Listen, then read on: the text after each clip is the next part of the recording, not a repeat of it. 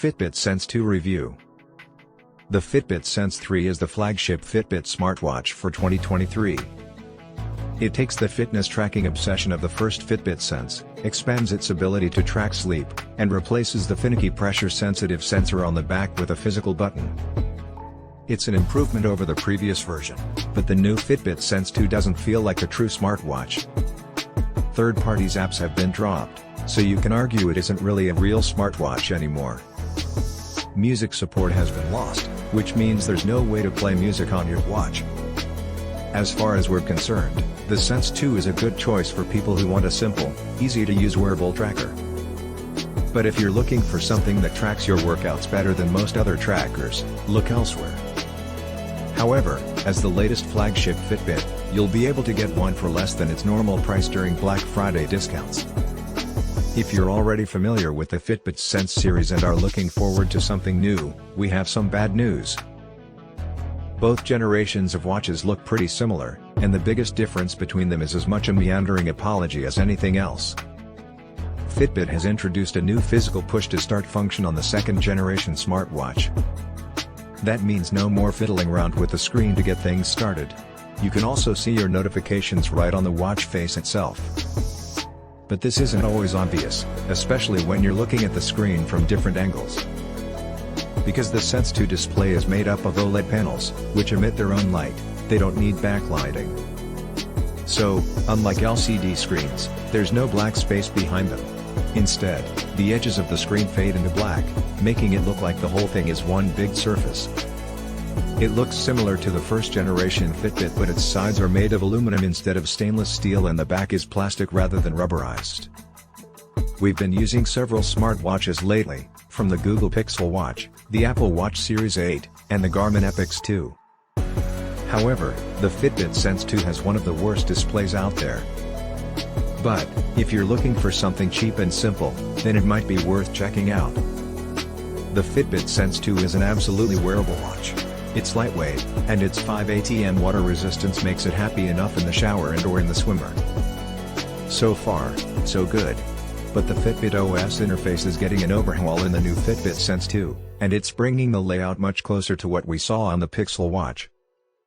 That means it should make sense that Google would own Fitbit now, and they're trying to bring these two devices together. The changes aren't necessarily bad either. They just mean that the UI is starting to get a little more familiar. You flick up from the wristband to get to the top level of the interface, where you'll find the main app menu. From there, you can choose between 3 tabs: Activity, Notifications, and Settings. Each tab contains a set of icons that let you control what happens when you swipe down from the top of the display. Swipe down from the top of any icon to open a submenu, tap one of these to go straight into that section. The Fitbit Ionic was released back in 2014, and it was an excellent fitness tracker. But the Fitbit Ionic wasn't just any fitness tracker, it was also able to track your sleep quality, too. And if you wanted to get really granular about your sleep tracking, the Fitbit Ionic could do that, too. In addition to being able to count your steps, monitor your heart rate, and track your sleep cycles, the Fitbit Ionic can tell you exactly what stages of sleep you were in during each cycle. The only thing we didn't like about the Charge 3 is that the battery life is not great. 2 days with regular usage is not enough to make it worth swapping out every 4 days. We've gotten used to getting. The Fitbit Sense 3 is, for now, at last, restricted to what you get straight out of the box.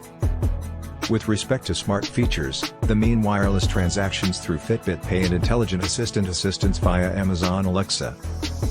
This can sound strange when Google has Assistant, as well as Google, which has far better supplied wireless payment services named Google Wallet. Google is supposedly throwing this to Sense 3s as we type this, however, it hasn't reached our Sense yet, and Alexa support remains constrained also. The Fitbit Sense 2 has a speaker, so it gives you the full experience of having an AI assistant like Alexa on your wrist. However, Alexa only responds when paired to your phone because the watch doesn't have any active Wi-Fi. Most importantly, the Sense 2 doesn't include any type of music playback capabilities. It cannot play music from an external source, nor can you use Spotify Connect to stream music from your phone. There's nothing particularly special about the Sense 2, it just offers basic features and doesn't cost much. What separated the Sense series from the cheaper Charge series was largely lost when the latter got updated to Android Wear 2.0. Fitbit has been struggling to keep up with Apple Watch for years now, but it seems that they're finally catching up. Google Maps support is coming soon, which means you'll be able to get directions from your watch without having to use your phone.